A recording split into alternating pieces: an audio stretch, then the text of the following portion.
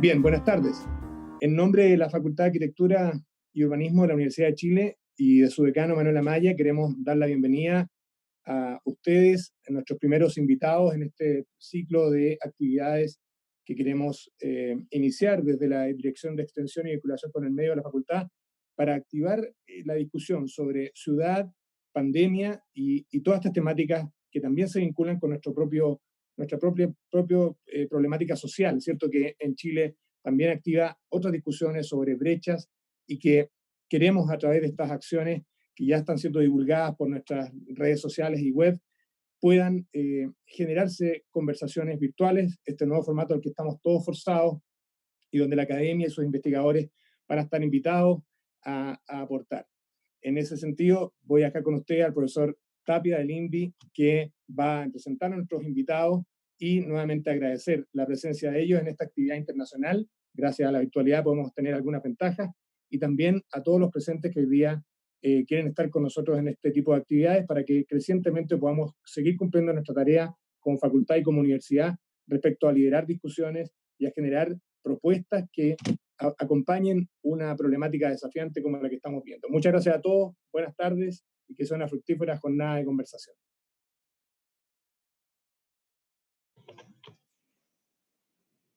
Muy buenas tardes a todos, a todes, a todas. Bueno, me toca el gusto de iniciar esta ronda de experiencias que está proponiendo la Facultad de Arquitectura y Urbanismo, a la cual pertenezco, y tengo el gusto de presentar a estos dos invitados. Primero que nada, tengo al doctor en urbanismo, arquitecto también, Javier Ruiz Sánchez, profesor de la Universidad Politécnica de Madrid, a quien presento, y también al profesor Víctor Delgadillo, doctor en urbanismo del UNAM, México.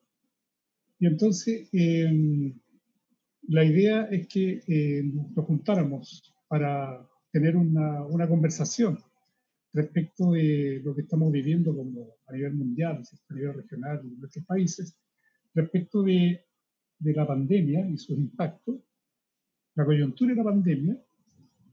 Y el formato que hemos conversado y nos hemos puesto de acuerdo es cómo esta coyuntura que produce la pandemia puede ser una oportunidad para nuestras ciudades, de modo tal que las políticas públicas, fundamentalmente, que se han aplicado y que hemos aplicado en nuestras ciudades, en esta coyuntura, la misma coyuntura entonces puede ser una oportunidad para repensar y replantear estas políticas. Los tres países y específicamente las tres ciudades que estarían aquí en presentación y en discusión, en este caso Madrid, Ciudad de México y Santiago, ¿cierto? Responden a tres lugares muy diferentes. Madrid como parte de un país del primer mundo, Ciudad de México como una de las grandes metrópolis a nivel mundial y también en América Latina, y Santiago de Chile, ¿cierto? Que yo diría que lo que está diferenciando hoy día Santiago de Chile es que antes de la pandemia tuvimos, y está en paréntesis, digamos, el estallido social. Entonces, tenemos en el caso de Santiago dos grandes desafíos de dos coyunturas. La primera coyuntura, el estallido social y sus implicancias, y ahora la implicancia de la pandemia. Así que, en resumen, la pauta que quedamos de aplicar hoy día sería eso, sería que cada uno presente cómo la coyuntura está afectando a cada una de las ciudades y cómo esta coyuntura puede ser una oportunidad para el replanteo de las políticas públicas que se han tenido sobre las tres. Entonces, sin más y aprovechando el tiempo, voy a dejar la palabra a Javier, ¿cierto? Dado que España fue uno de los que partió duramente, ¿cierto? Y está viviendo de nuevo muy duro esto. Y entonces queremos conocer entonces qué está pasando y qué opina Javier respecto de esta triada que es pandemia, oportunidad, ciudad y políticas públicas. Así que sin más, colega Javier, tiene usted la palabra. Pues bueno, muchas gracias. Buenas tardes a todos y agradecer, sobre todo, agradecerte a la FAU, a la Facultad de Arquitectura y Urbanismo y al INVI la invitación. Además, ahí donde tengo buenos amigos y muy buenas experiencias. De hecho, reconozco bastantes o algunos nombres dentro de los presentes, el público que espero tener oportunidad muy pronto de poder saludar en persona. Voy a compartir, no quería poner imágenes, pero voy a poner simplemente 2 imágenes para situar un poco y voy a ver si consigo compartir pantalla un momento. No, está compartida, ¿no? Creo. Confirmadme si... Sí. Vale, perfecto. La imagen del jabalí, efectivamente. Esta imagen está tomada exactamente el 15 de abril de 2020, es decir, hace aproximadamente 3 semanas, cuando ya llevábamos un mes aproximadamente de confinamiento. Ahora mismo estamos cumpliendo la 7ª, 8ª semana de encierro bastante riguroso en Madrid. Esta imagen es bastante llamativa. Es un jabalí y el edificio delante del que están, o sea, esto es la ciudad universitaria, esto es exactamente a 300, 400 metros de mi puesto de trabajo. Esto es delante de la Facultad de Medicina, pero muy cerca, o sea, si conocen ustedes Madrid, esto está donde sale el metro de Ciudad Universitaria, o sea, en la misma ciudad universitaria. Está tomada esta imagen de un jabalí. Evidentemente estamos ante una imagen extraña, estamos ante una imagen y muy representativa de algo que ha sucedido. Evidentemente el confinamiento, evidentemente el vaciado de las calles por parte de la sociedad, o concretamente de las personas, no tanto de la sociedad, pues ha permitido una serie de dinámicas a las que no estábamos acostumbradas. Una serie de dinámicas que además eran bastante imprevisibles. No deja de ser una imagen rara, esta imagen de un jabalí, de hecho llamó bastante la atención. Y es una imagen, un evento que responde a un hecho bastante imprevisible, que podríamos decir directamente un hecho casi contingente. Esta imagen, que es la segunda imagen que voy a poner, ejemplifica desde mi punto de vista bastante bien la respuesta de las políticas públicas a la contingencia. La respuesta de las políticas públicas ante este acontecimiento contingente, este acontecimiento inesperado, este acontecimiento imprevisible o aproximadamente imprevisible, pues es lo que tienen ustedes ahí, a las fuerzas de seguridad, la policía municipal, el servicio de seguridad de la propia ciudad universitaria, intentando perseguir al jabalí de una manera absolutamente improvisada, llena de dudas, llena de miedo. No se sabe en esta imagen quién tiene más miedo. El vídeo no tiene desperdicio, está en YouTube y no tiene desperdicio. El jabalí está muerto de miedo, pero les puedo asegurar que las otras 4 personas también. Responde muy claramente y ejemplifica mucho desde mi punto de vista lo que ha sido la respuesta de las políticas públicas ante esta contingencia. Voy a quitar la imagen y voy a recuperar la imagen mía para seguir hablando. Voy a intentar ser breve. Estamos ante la primera discusión es, estamos ante un hecho incierto, ante un desastre, ante una catástrofe del cual este jabalí es simplemente un hecho coyuntural y anecdótico. Realmente el desastre es un desastre que está costando vidas, está costando el desplome de la economía, está costando el cuestionamiento de un modelo social. Y en el fondo nos estamos cuestionando precisamente cuál es la naturaleza de este desastre y sobre todo cuando aparece la palabra naturaleza, lo sorprendente del caso es que estamos ante un desastre natural. O sea, automáticamente nos hemos puesto a buscar culpables, como en la película Casablanca, esto de detengan a los sospechosos de costumbre. Pues empiezan a aparecer los sospechosos de costumbre, los culpables. Pues China, el capitalismo, Donald Trump, la globalización, el patriarcado, pues podemos ponernos ahí Los que no somos conspiranoicos, yo soy bastante poco conspiranoico, vemos que realmente ante lo que estamos es ante un fenómeno bastante improbable, o a lo mejor no tanto, pero un fenómeno bastante natural. Y lo que nos encontramos, sobre todo, lo que para mí ha sido bastante más sorprendente, es que el aparato de respuesta por parte del sistema, tanto privado como público, tanto las políticas públicas como el sistema privado, no estaba preparado para la contingencia, para un hecho contingente. En el fondo, un virus no deja de ser una parte de la naturaleza más o menos inesperada, y por lo tanto lo que tenemos es un sistema que se mueve muy mal con la incertidumbre, incapaz de lidiar con la incertidumbre. Y para mí está siendo gravemente el problema más grave, que tenemos un sistema que rechaza la incertidumbre y que básicamente ha construido un dispositivo alrededor del propio sistema solo aparentemente eficaz para reducir esa incertidumbre y teóricamente robustecer el sistema y hacerlo menos vulnerable. La pregunta que nos deberíamos hacer es si realmente tenemos un sistema tan robusto. Yo creo que una de las consecuencias más claras del virus, del coronavirus, del COVID-19, va a ser precisamente que nos han desnudado como sociedad. O sea, esto es como el cuento del traje del emperador. En el fondo, debajo del traje del emperador estamos desnudos.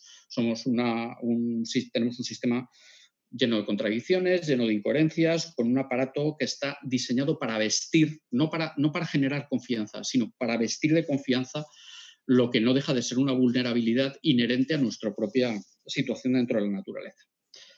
A ver, entiéndaseme bien, no estoy... Un poquito de contradicción está bien. O sea, todos somos contradictorios en nuestra vida normal, todos consumimos Coca-Cola, aunque despotriquemos contra el capitalismo, todos somos un poquito... y vivimos en un mundo de paradojas. Lo que no está bien es toda la respuesta deshonesta, del engaño, de la ocultación y el aprovecharse en estos momentos, como está pasando por parte de algunos poderes políticos, para cambiar directamente el sistema. Aquí yo creo que uno de los temas importantes es un tema de información. Yo que soy muy habermasiano,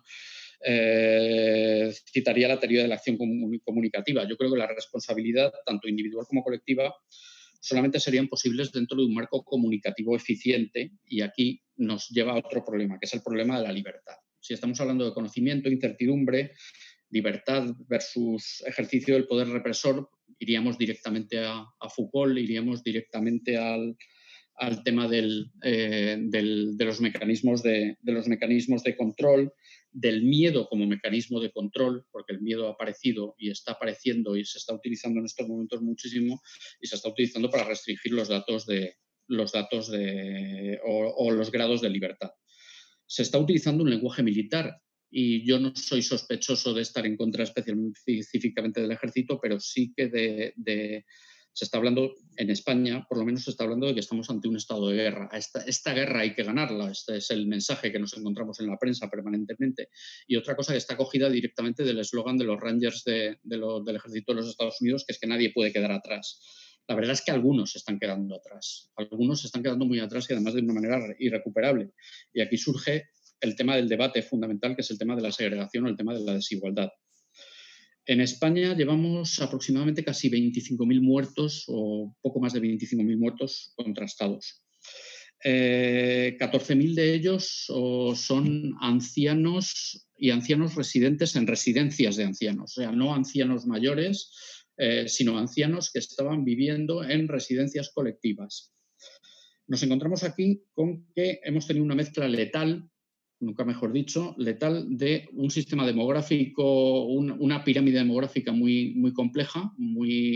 Somos uno de los países, yo creo que después de Japón somos el país con mayor esperanza de vida del mundo, en algunos aspectos, en otros no, pero en temas de alimentación y temas de salud, pues parece que tenemos una cierta calidad de vida.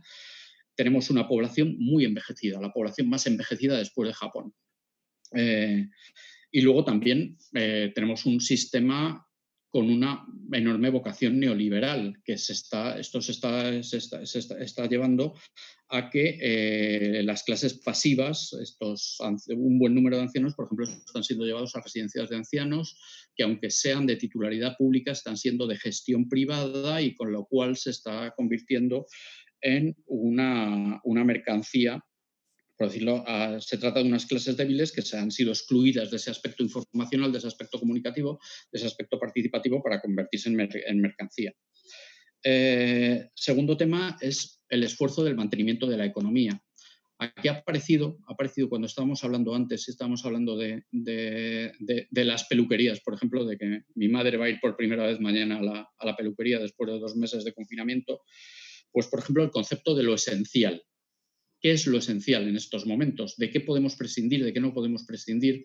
De repente hemos nominalizado determinadas cosas. Hemos nominalizado, evidentemente, la alimentación, pero estamos empezando a nominalizar y nuestros políticos están empezando a poner el énfasis en determinadas cosas. La salud parece que está clarísimo que es esencial, pero ya, por ejemplo, está empezando a aparecer quien está empezando a pensar que determinadas formas de transporte, segundas viviendas, etcétera, etcétera, empiezan a ser también esenciales o servicios esenciales. El concepto de lo esencial es un concepto que, desde mi punto de vista, y a la hora de hablar de las ciudades y a la hora de hablar del espacio, también es importante.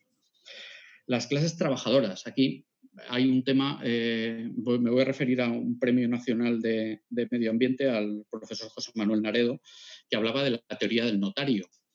Está siendo muy paradójico que estamos recurriendo a cuidadores, estamos recurriendo a enfermeros, enfermeras, estamos recurriendo a clases en general muy mal pagadas. Por ejemplo, el cuidado de los ancianos, los que no están en residencias y los que están en residencias, por ejemplo, está en general en manos de mujeres latinoamericanas, mujeres ecuatorianas, mujeres peruanas, mujeres venezolanas, que son muy mal pagadas y muy mal vistas y muy mal tratadas por la sociedad capitalista española.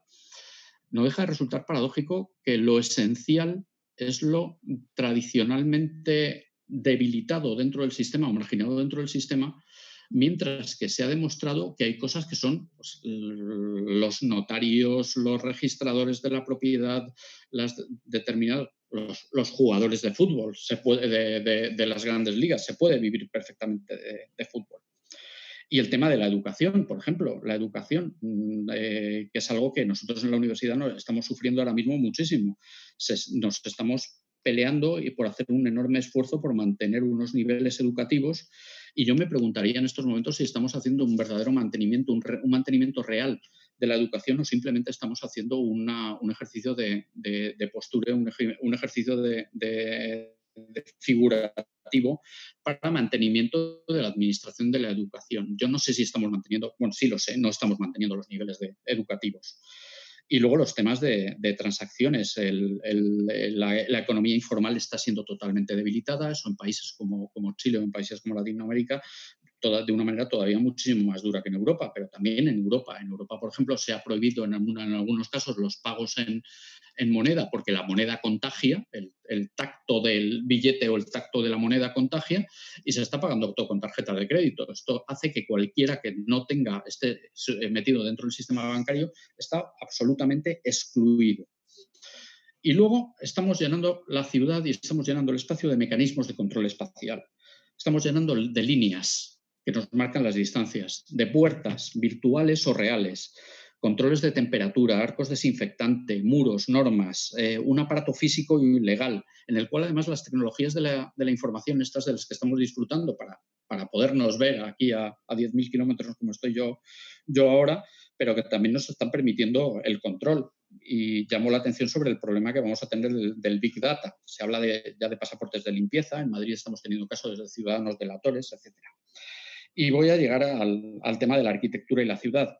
Y aquí hay una cosa que me preocupa especialmente como arquitecto, como urbanista, como planificador urbano y como docente, que es cómo nos hemos lanzado cuando no a dar respuestas que, desde mi punto de vista, estamos dando respuestas demasiado pronto y demasiado concretas. Si cogemos que de esta pandemia tenemos que aprender es evidente. Pero, por ejemplo, ya se está pensando, por ejemplo, en temas de confinamiento. Nosotros llevamos 2 meses confinados. Se habla, por ejemplo, de las casas. Ha salido una empresa española, ya están organizando concursos del hábitat del futuro. Claro, el hábitat del futuro, si solamente aprendemos lecciones de esta pandemia, las casas deberían ser espacios de residencia, espacios de trabajo, espacios de gimnasio, espacio de karaoke, espacio de práctica de Masterchef, espacios de prácticamente todo. Ahora iré a criticar esto con el tema de la vivienda. Las ciudades, se habla de distancia social, por cierto. ¿Social por qué? Es distancia física, socialmente, o es que se nos pretende separar también socialmente. Se está viendo un debate sobre las densidades. Las densidades, se dice que el problema que está habiendo en Nueva York es un problema de densidad.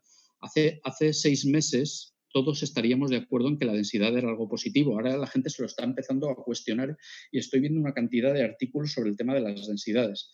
El modelo de transporte. En Madrid se está fomentando el uso del transporte privado porque permite el mantenimiento de la distancia social. El nuevo turismo, una nueva relación campo-ciudad, un nuevo tema de logística, de distribución. ¿Vamos a apostar por el modelo de proximidad o vamos a apostar por modelos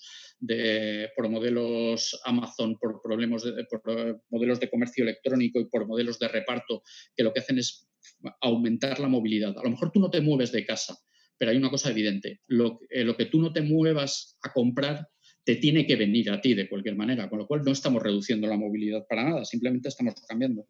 O el tema, por ejemplo, de las aceras. Yo creo que se está planteando, y esto para mí es un error, un nuevo funcionalismo. Dentro de esa obsesión por la seguridad, yo decía al principio que somos incapaces de tratar con la incertidumbre y nuestras administraciones y nuestras políticas públicas más todavía están obsesionados con dar recetas. Ya está empezando a haber comisiones de sabios, comisiones de expertos que a mí me dan miedo, comisiones de especialistas. A mí me da miedo optimizar las cosas. Yo creo que la ciudad debe precisamente huir de la optimización y debería probablemente explorar otros caminos. ¿Este nuevo funcionalismo nos va a hacer menos vulnerables? Yo creo que no. Yo creo que no, porque de lo que se trata ahora mismo no es de dar respuestas, sino probablemente de hacer mejores preguntas. Y aquí yo quiero reivindicar el papel de la academia, que creo que estamos cumpliendo muy, muy, muy mal con el tema de la sociedad. El mundo universitario, yo estoy viendo ahora mismo respuestas por parte de compañeros arquitectos que van de lo banal a lo directamente absurdo, a lo directamente malintencionado, a lo directamente oportunista. Todo el mundo quiere opinar, todo el mundo tiene un modelo de ciudad en la cabeza, todo el mundo tiene una respuesta. Yo no sé si lo que estamos haciendo es, en este mundo competitivo en el que se ha convertido la universidad más que de servicio público, y esto me parece muy grave porque tiene que ver con las políticas públicas que cada vez son más competitivas y cada vez menos al servicio de la sociedad. Yo no sé si nos estamos todos intentando posicionar, o sea, del coronavirus, el año que viene todas las becas que se van a dar en los programas nacionales e internacionales de investigación van a tener que ver con el coronavirus. Entonces están todos como locos intentando posicionarse. Yo creo que en estos momentos la posición buena debe ser hacerse buenas preguntas. Y aquí, y voy a cerrar, no me quiero extender mucho, precisamente lo que creo es que tenemos también, aparte de una incapacidad por parte de nuestras administraciones, por parte de nuestro sistema, de lidiar con la incertidumbre, de lidiar con la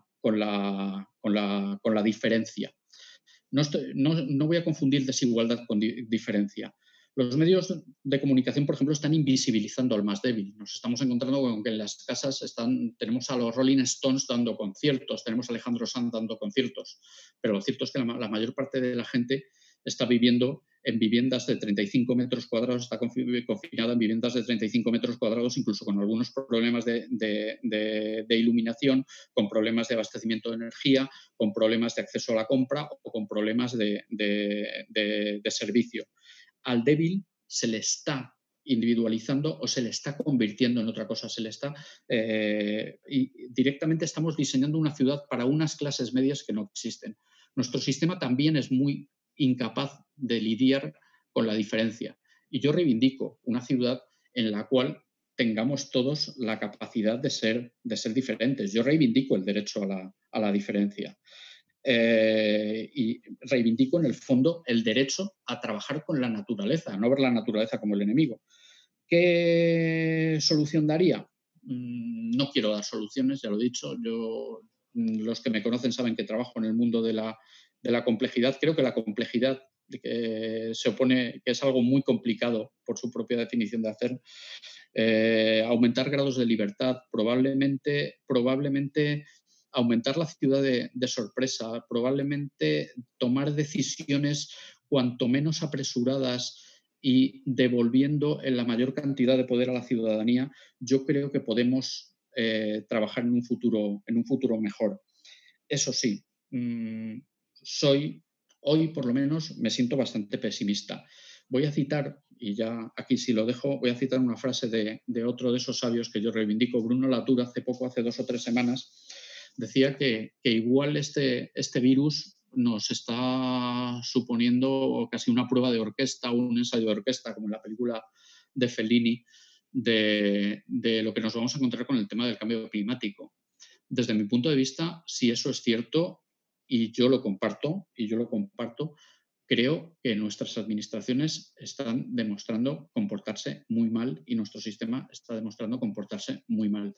Ya digo, hoy soy pesimista, me gustaría mañana no serlo, tengo mis días. Lo de estar 1 mes y medio confinado me está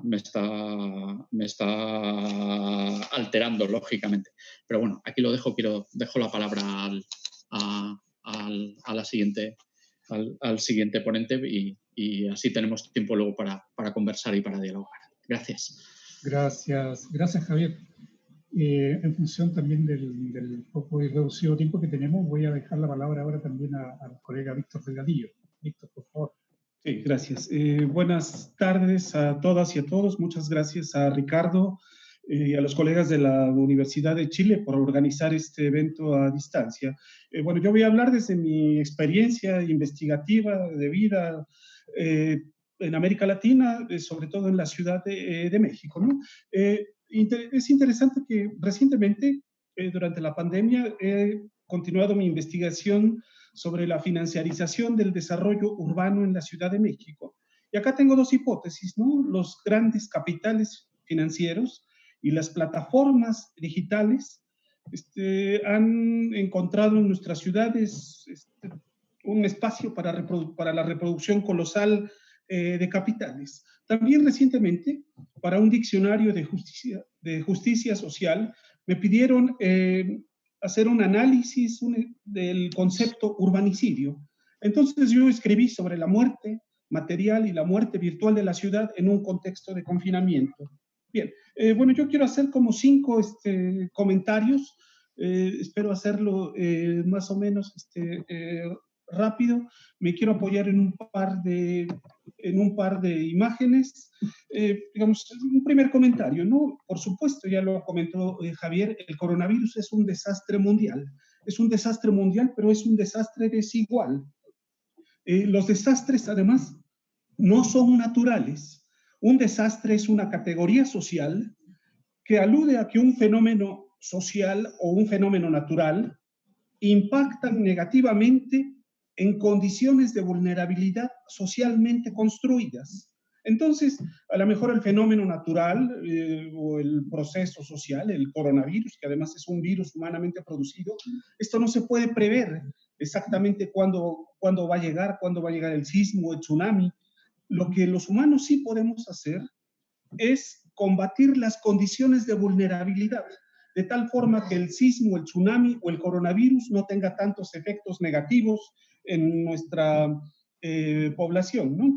Además, ya lo comentaron los colegas antes, el coronavirus viene a impactar en una situación de crisis mundial, una crisis multidimensional, con distintas intensidades en regiones, en ciudades. Tenemos la crisis medioambiental, el cambio climático, crisis económicas, crisis políticas. Ya Ricardo aludió al estallido social en Chile. Acá en México, a pesar del cambio de gobierno, pues la violencia del narco continúa. Bien, las respuestas de nuestros gobiernos han sido homogéneas para un mundo y para ciudades que son muy desiguales. Digamos, la receta que se ha aplicado de manera homogénea en todas partes ha sido el confinamiento. Digamos, lo que ha variado es el momento de confinar, si este confinamiento es coercitivo, es voluntario. Acá en México, el gobierno federal hizo confinó las actividades y no las personas. Canceló los trabajos donde podía, canceló la escuela, canceló el ocio, de tal forma que la gente pues, no tuviera que salir a esos lugares. Digamos, acá no está prohibido. Invitan a uno a quedarse en su casa, pero no es obligatorio. Nadie me va a multar si yo salgo mañana al centro de la ciudad, ¿no?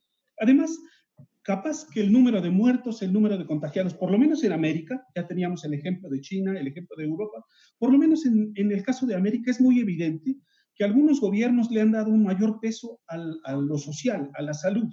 En cambio, otros gobiernos pues, han retardado esta medida para no afectar las actividades económicas. Tal vez así se explica el nivel de contagios y de muertos en los Estados Unidos o en el Brasil, ¿no? Bueno, a las estadísticas, pues ahí las tenemos, todos vemos a dónde hay más muertos, más damnificados, pero las estadísticas luego tampoco son muy claras, ¿no? Como nos muestra el caso de Guayaquil, ¿no? Curiosamente, el gobierno ecuatoriano registra cierto número de muertes, pero la prensa y los colegas en Ecuador demuestran otra cosa de lo que sucede en Guayaquil. Bueno, además, el confinamiento no es algo nuevo, ¿no? Recientemente leía un texto que doy a leer a mis estudiantes, Michel Foucault, Vigilar y Castigar. Foucault nos da cuenta de que el confinamiento llegaba cuando se declaraba la peste, se cerraban las ciudades, se confinaba a la gente a su vivienda y además había pena de muerte para quien se atreviera a salir de las calles, ¿no? El mismo Foucault nos dice, en cambio, con la lepra el tratamiento es diferente, no es un confinamiento generalizado, sino es selectivo y exclusionista. A los leprosos, como a los locos, como a los ladrones, se les confina en lugares apartados de la ciudad, ¿no? Interesante que algunos políticos comienzan que cuando vengan los próximos brotes de coronavirus, pues la respuesta tiene que ser más esta segunda, territorializada, localizada e incluso el confinamiento en otras partes de la ciudad. Después, un segundo grupo de comentarios tiene que ver con que, digamos, algo que tal vez ya es trillado para nosotros. América Latina es la región más urbanizada y la región más desigual del mundo. Además, Fernando Carrión nos dice que es la región más violenta del mundo. Acá en América Latina tenemos que reconocer que el coronavirus fue importado. El coronavirus lo trajimos a América Latina, quienes viajamos por distintas causas a China, quienes volvimos de España, quienes volvimos de Europa. Fueron clases que pueden desplazarse, quienes trajeron el coronavirus a América Latina. Sin embargo, la mayor propagación ahora la tenemos en barrios populares, en colonias en donde la población vive hacinada, donde no hay agua. Entonces, este es el tránsito que ha tenido el coronavirus. Acá, por supuesto, que juega un papel muy importante en la histórica segregación socioespacial de América Latina. Digamos, la segregación socioespacial no se da por generación espontánea, responde a una apropiación de clase de la ciudad y por supuesto que también responde a políticas públicas. Digamos, no está por demás comentar, por ejemplo, revisando datos de la CEPAL ahora tiene estudios en su portal sobre los efectos del coronavirus en América Latina.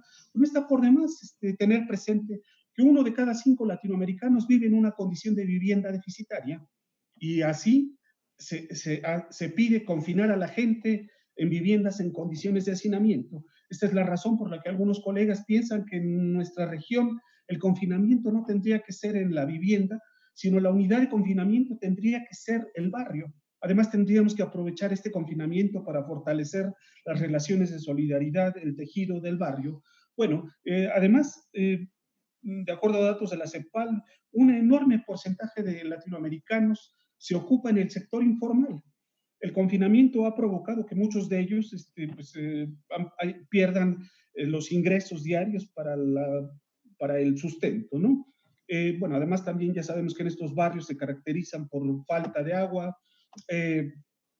etcétera, ¿no? Digamos, no es casual, no es fortuito que hoy día los mayores damnificados, como ocurre con todas las catástrofes, con todos los desastres, los que siempre pagan la peor parte de los desastres son la población más vulnerable, son los pobres. Por supuesto que también hay otros efectos sociales. La CEPAL ya augura que habrá una caída del PIB generalizada. Ahí los porcentajes varían según la fortaleza de la economía en cada región, perdón, en cada país de América Latina, pero hay una caída del PIB. La pobreza se va a incrementar. Y además algo también interesante es que en México, por lo menos, la prensa nos dice que los delitos en vía pública han disminuido. Lo que al parecer se ha incrementado es la violencia intrafamiliar, la violencia al interior del hogar. Bueno, Javier ya hacía comentarios de estos debates que aparecen ahora, ¿no? Las ciudades otra vez aparecen como las malvadas, como si el coronavirus fuera, ¿cómo lo define Fernando Carrión? Coronavirus es un virus urbano. Bueno, pues sí, la mayor parte de la población vive en ciudades y el efecto de agregación de tanta población, pues por supuesto que no es casual que Madrid sea la ciudad más contagiada en España, Ciudad de México, nuestro país, o Nueva York en los Estados Unidos. Pero acá sí que habría que diferenciar los problemas de la ciudad y los problemas en la ciudad. El coronavirus es un problema en la ciudad, ¿no? Entonces ahora veo en la prensa que hablan de llegó la muerte de la ciudad, lo mejor es vivir en condiciones, en ciudades dispersas, en ciudades difusas. Acá en Ciudad de México, la ciudad compacta es un privilegio que solamente las clases medias y altas se pueden pagar. El suelo es cada vez más caro, la vivienda en las áreas centrales de la ciudad es cada vez más caras.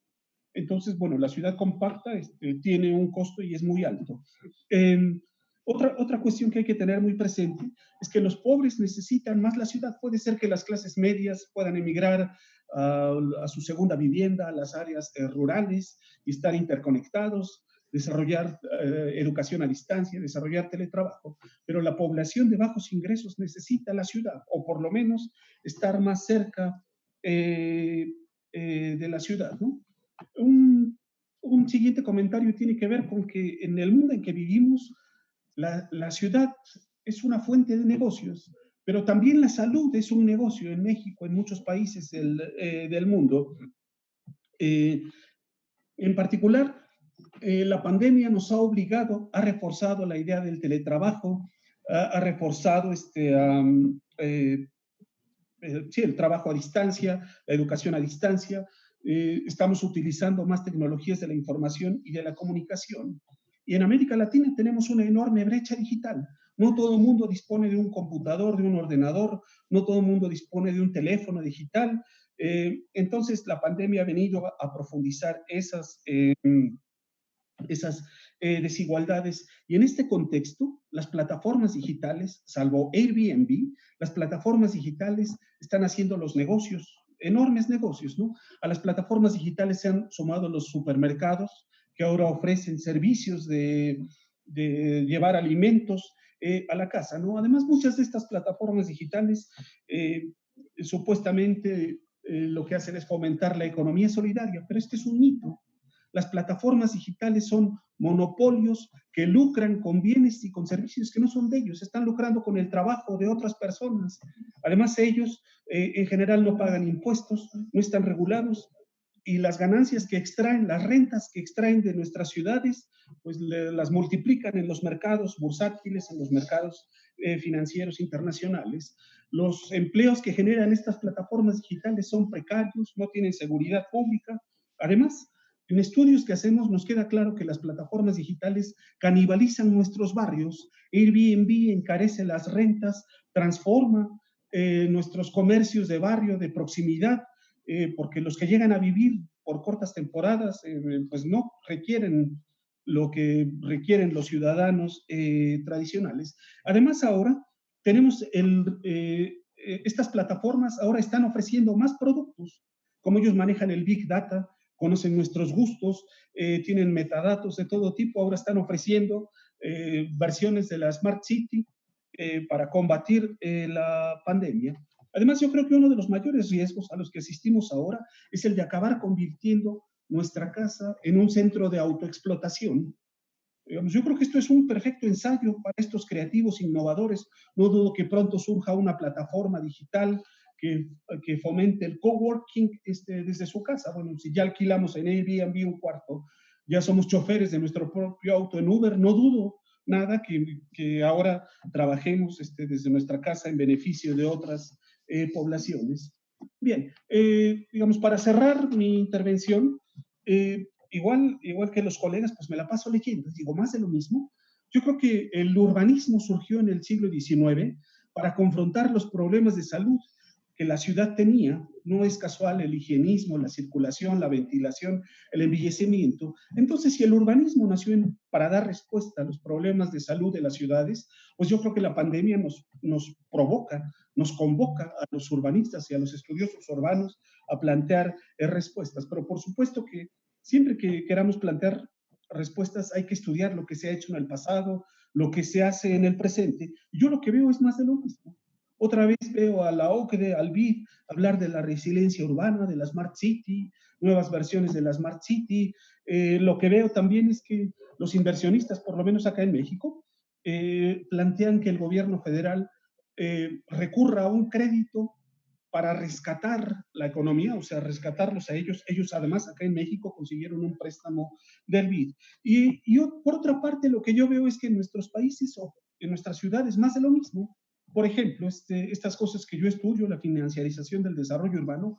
Ahora en marzo pasado la jefa de gobierno acaba de autorizar 14 megatorres en solamente una calle, por el coronavirus, ¿no? Pero esto ocurre también, si ustedes van a ver el Madrid Nuevo Norte, creo que la semana pasada acaban de autorizar esto, ¿no? En el contexto del coronavirus. Bueno, ya sé que la lógica, esto se legitima con el discurso de que va a crear empleos, pero estas construcciones, al final de cuentas, no están hechas en función de necesidades de nuestra población, están hechas en funciones de necesidades de la circulación de capitales. Bueno, para cerrar mis comentarios, pues yo tampoco tengo, bueno, por supuesto que tengo una postura, puedo proponer políticas, pero acá lo que yo reivindico, como bajo la plataforma, bajo el eslogan, bajo el techo del derecho a la ciudad, es que los ciudadanos participen en la toma de decisiones sobre el futuro de sus barrios, sobre el futuro de su ciudad.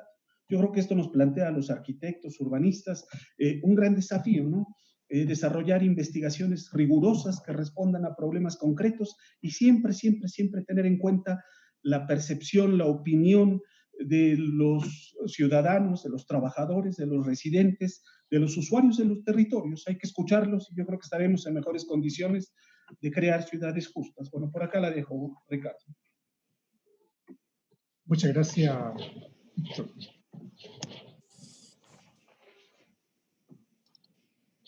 Bueno, para seguir avanzando, digamos, el objetivo de esta jornada, que es compartir los 3 planteamientos, yo les quiero presentar también algunas ideas, fuerzas, respecto de lo que es Santiago de Chile.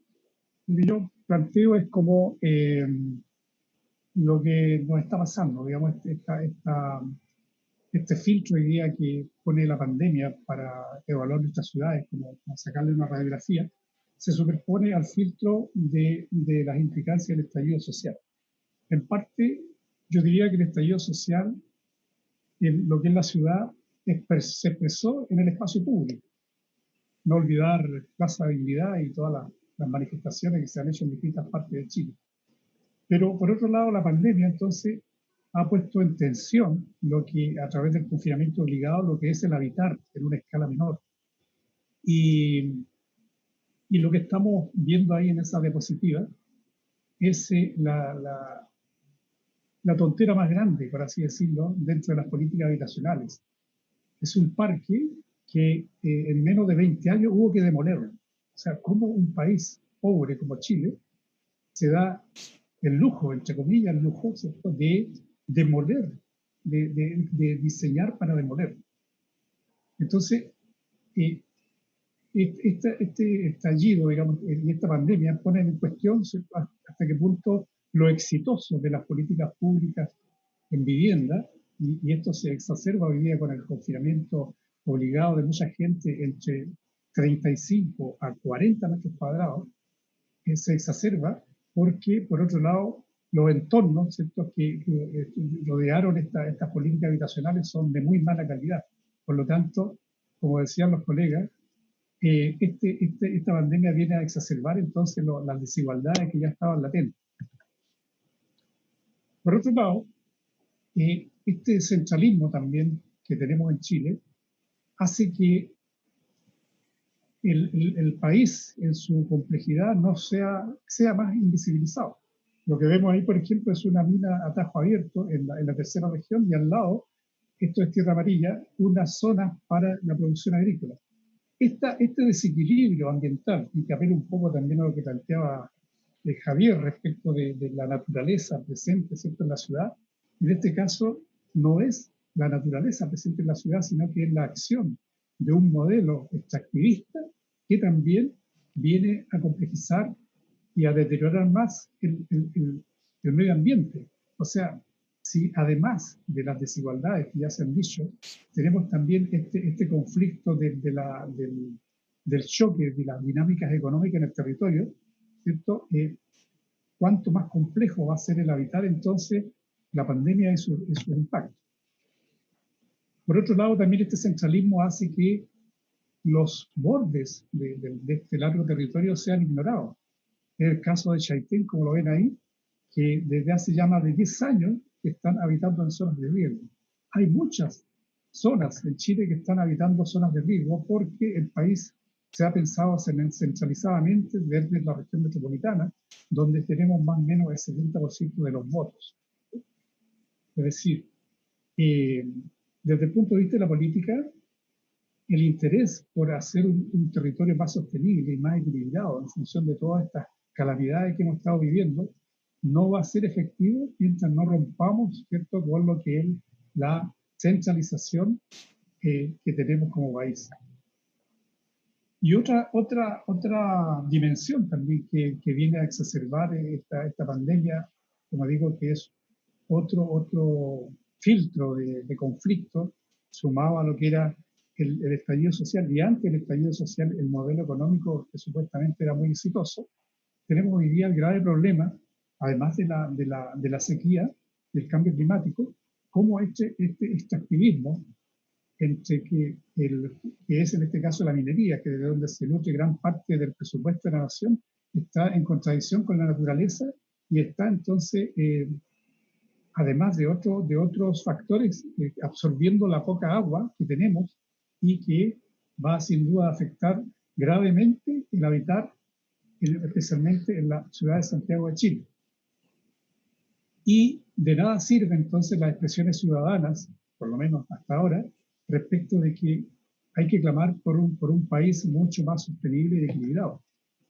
Porque en aras de tener una energía o productos energéticos para abastecer el país de modo más adecuado, más funcional desde el punto de vista económico, tenemos entonces que aparecen estos que graciosamente se han llamado las zonas de sacrificio, ¿cierto?, que en el fondo están matando ya a miles de chilenos por vivir en estas zonas de contaminación, en el caso de los relaves mineros en el norte, ¿cierto?, y en el caso de la quinta región, lo que está pasando con la zona, por ejemplo, Ventana, Puchuncaví y muchas otras.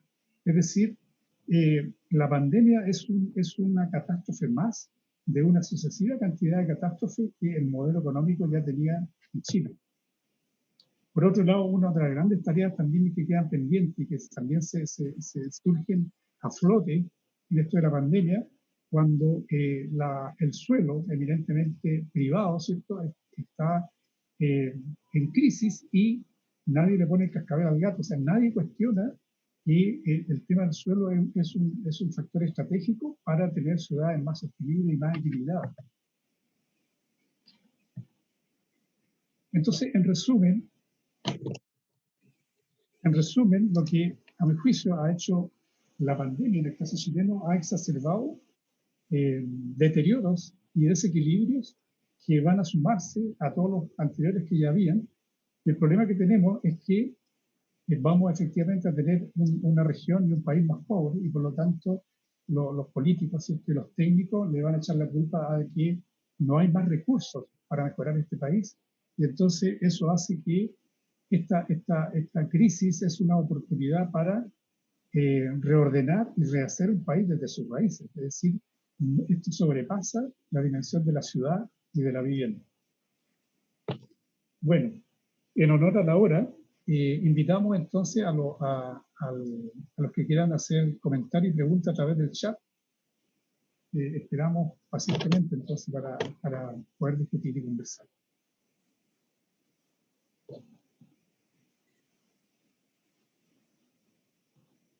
¿Aló? ¿Se Bernardo, puede? Sí, por favor. yo soy de la Facultad de Filosofía y agradezco a la Facultad de Arquitectura haberme permitido participar de esta reunión. Ahora, yo tengo una pregunta. La crisis en varios aspectos ha permitido que se haga visible lo invisible o lo que no es todos los días visible.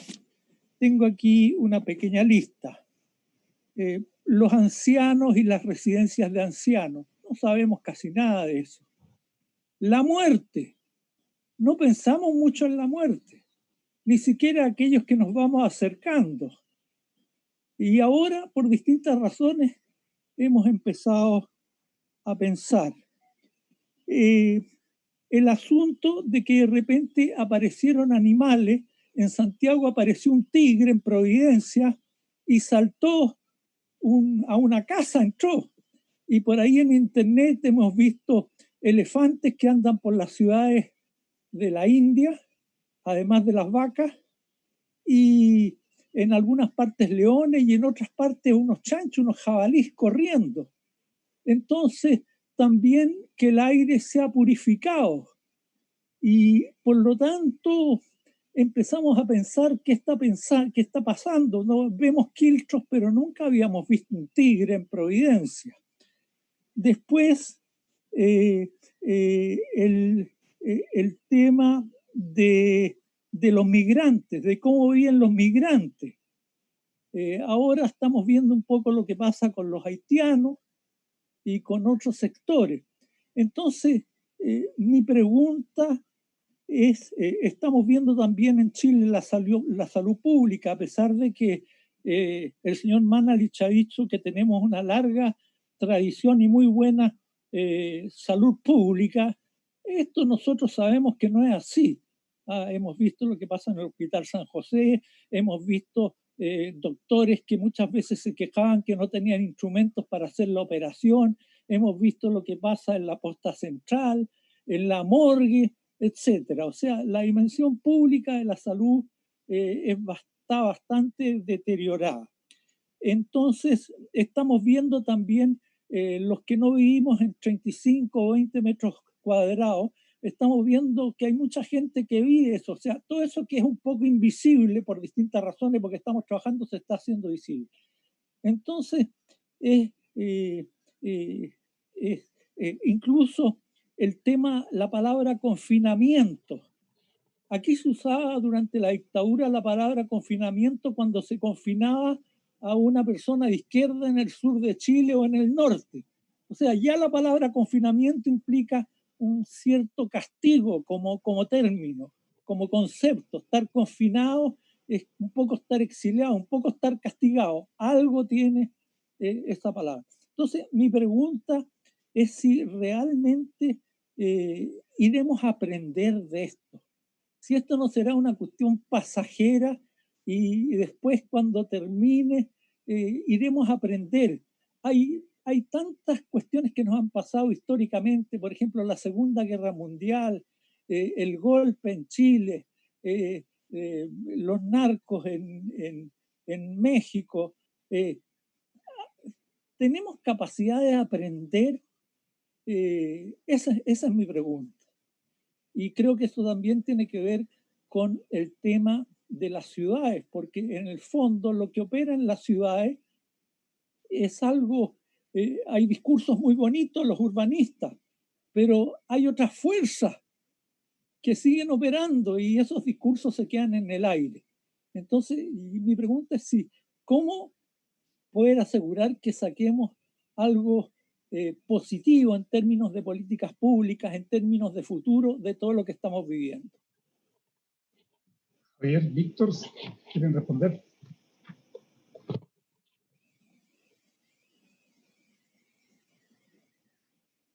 Micrófono, Víctor. Sí, ya, gracias. Respondo brevemente. Digamos, el tema, yo creo que sí tenemos capacidad de aprender. Quise cerrar mi charla comentando a Carlos de Matos. En una entrevista que yo le hice a Carlos de Matos, este viejo que admiro mucho, yo le pregunto siempre por utopías urbanas. ¿Qué aprendimos del pasado? ¿Qué hay? Y Carlos de Matos me decía, mira, Víctor, los latinoamericanos históricamente tenemos muchos problemas con el mundo que nos toca vivir y hemos sido prolíficos en la construcción de alternativas, en la construcción de utopías desde mucho tiempo atrás. Recientemente algunos experimentamos lo que se llamó el socialismo al siglo XXI, con muchísimas expectativas, con muchas decepciones. Y dice, bueno, y por supuesto que otro mundo es posible, pero este mundo solamente será posible gracias a que nosotros conquistemos espacios, lugares. Además, navegamos en mares en los que nadie ha navegado y por eso no tenemos una ruta, no tenemos una guía, no tenemos una carta de navegación, pero este es el mundo en el que nos toca vivir. Concretamente, además, yo le puedo decir que en Ciudad de México, así como puedo hablar de tantas calamidades que ha habido, en esta ciudad y en este país, algunas de las calamidades que han hecho visible lo invisible han tenido repercusiones en materia de políticas públicas, han tenido repercusiones en cambios políticos. El gran sismo del 85, por ejemplo, dio lugar a un increíble programa de renovación habitacional popular en donde se expropiaron suelo para la población damnificada. Eso fue una conquista social, eso no fue una dádiva del gobierno. Muchos de nosotros no nos explicamos la lenta evolución política, la reforma política en Ciudad de México, sin estos movimientos sociales, ¿no? Por supuesto que tenemos una tarea enorme por delante, ¿no? Ya que hablamos de salud pública, pues acá en México tenemos el modelo gringo. La salud es privatizada, es muy cara. La pandemia nos plantea un enorme desafío. ¿Qué hacer? ¿Cómo innovamos en el tratamiento, en las vacunas? ¿O le vamos a seguir comprando a Bayer y a los grandes, consorcios? Bueno, esto. Muchas gracias, Víctor. Bueno, yo diría que no sabemos si vamos a aprender o no vamos a aprender. Aquí no hay precedentes. La última pandemia a nivel mundial fue en 1918 y era otro mundo, eran otras ciudades, era otra forma de vida. Está por verse. Yo creo que la historia nos va a decir qué aprendimos, cuánto aprendimos, y si es que aprendimos de lo que nos está pasando.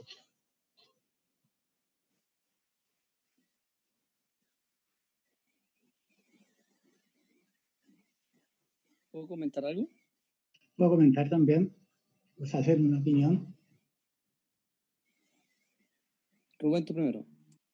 Ya, ok, gracias. A ver, en realidad todo lo que se está conversando nos deja con mucha interrogante. Yo he estado menos tiempo en pandemia, creo que, confinado que Javier, pero también soy bastante pesimista. Finalmente creo, la pandemia lo que ha hecho simplemente es una luz, ha iluminado una realidad de mucho tiempo y que somos muy fáciles de cuestionar lo que hemos hecho en el pasado. Por ejemplo, se nos olvida, en el caso chileno, que en plena dictadura había un gran déficit habitacional y se optó a través de una mirada, de un paradigma sustentado en el pensamiento lineal, de construir unidades habitacionales pequeñas, porque ese era el discurso, y no entender de que se estaba construyendo un hábitat residencial. Por lo tanto, lo que yo veo es que es cierto que pueden aparecer mejoras en el área de la salud, pueden aparecer mejoras en cómo entendemos la construcción de la ciudad, pero me parece que es complejo, es difícil de que cambiemos una concepción desde una perspectiva que dice los resultados están siempre en una incertidumbre. Siempre vamos a estar haciendo apuestas. Y creo que es mucho más fácil seguir en lo que estamos haciendo. Podemos mejorar las dimensiones del espacio público, podemos mejorar los metros cuadrados de la vivienda, pero creo que no vamos a abordar esta relación, esta construcción de un hábitat que es complejo. Podemos hablar del derecho a la ciudad, de participación, pero se nos olvida que lo que está detrás, en definitiva, creo, es la disputa de poder. Y en eso, quienes tienen el poder difícilmente lo van a entregar. Quería hacer ese comentario. Y bueno, la pregunta entonces, si se hace una pregunta, es decir, bueno, ¿hay alguna factibilidad de que en el mundo cambiemos el paradigma en el cual se sustentan las políticas públicas? Cuando en este periodo, en mi opinión, mañana también tenemos un foro a nivel de toda América Latina, ¿qué ha pasado en las universidades? Están todos los centros en realidad compitiendo en quién tiene la mejor solución. Y no estamos sentados en función de acciones colaborativas. Y si entiendo, y sobre todo en el caso de las universidades públicas, que deberíamos efectivamente estar adelantando soluciones que vayan, por ejemplo, a cómo logramos el acceso, el derecho a la ciudad, el derecho a la vivienda, etc. Gracias, Rubén. Para terminar, en vista de la hora y ser consecuente con la promesa a los invitados, le voy a dar la palabra a Javier Ruiz y con esto cerramos entonces el capítulo del día. Javier, si quiere atreverte a responder a los planteamientos, Rubén. Qué alegría saludarte, Rubén, fue lo primero. A ver, en una cosa sí quiero ser optimista, y es en el sentido de que hay alternativa. Es decir, hay alternativa y conocemos, lo que pasa es que la alternativa no es para nada fácil, porque supone un cambio de paradigma importante y supone un cambio en estos momentos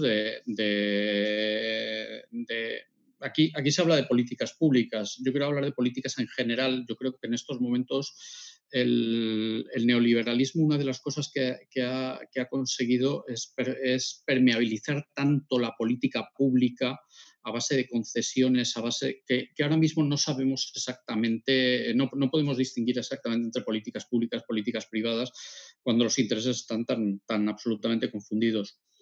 Yo creo que la buena noticia es que hay alternativa. La buena noticia es que en estos momentos, o sea, yo no creo que el mundo se vaya al desastre. Yo creo que podemos aprender y que debemos aprender y que vamos a aprender. Otra cosa es que vayamos a poner en práctica y que seamos capaces de generar una estructura comunicativa en la que todos seamos capaces de hablar y de convencer al poder de que tome una serie de decisiones para cambiar todo esto. Las ciudades hace mucho tiempo que no las hacen los ciudadanos. Las ciudades no las hacen los ciudadanos. Las ciudades las está haciendo un poder económico aliado con un poder político que cada vez representa menos a los ciudadanos. Sí hay margen en determinadas escalas, sí hay margen en determinados puntos, y en ese sentido es en el que yo reivindico un cierto conocimiento local y una cierta complejidad local. Pero yo creo que realmente la apuesta verdaderamente importante sería una apuesta por un cambio de paradigma.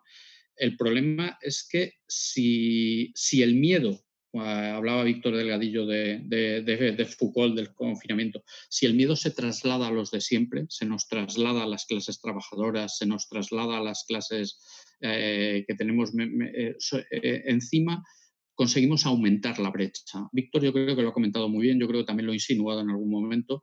El miedo es que esto nos puede aumentar la brecha y hacer más poderosos a los poderosos y hacer más desheredados a los desheredados. Y ese es precisamente el gran miedo que tengo yo de esta crisis. Por otra parte, ya digo, hoy tengo el día pesimista. La versión optimista es que hay alternativa. Yo creo que hay alternativa.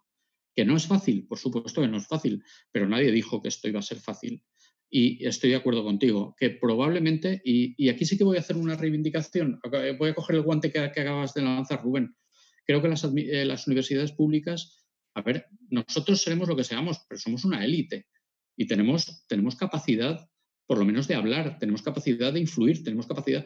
Si nos dejamos comprar por el poder y nos ponemos a competir entre nosotros por ver quién es capaz de arañar una subvención al compañero de al lado, evidentemente no vamos a conseguir absolutamente nada. Pero nosotros tenemos una responsabilidad en estos momentos muy fuerte como universidad, el conjunto de las universidades. Y ahí yo creo que nosotros podríamos verdaderamente convertirnos en un contrapoder. Lo dejo ahí y dejo una puerta de optimismo y dejo también una tarea a las universidades. Y eso, un placer, de verdad. Muchas gracias, Javier. Bueno, en honor a la hora, ya son las 6-7 minutos. Y a nombre de la facultad, en cuanto a que tuve que moderar y hacer parte de este primer seminario virtual, agradezco a Víctor Delgadillo y a Javier la buena disponibilidad y de colaboración para haber participado en este compromiso y en este desafío que nos planteamos como facultad. Así que simplemente muchas gracias a los dos y muchas gracias a todos los que asistieron. Y bueno, doy formalmente cerrado el evento con esta presentación. Muchas gracias a todos y a todas y a todos. Chao. Chao, gracias. Chao. Chao, Javier. Chao, Víctor. Chao. Gracias a Chao, todos. Ricardo. Gracias.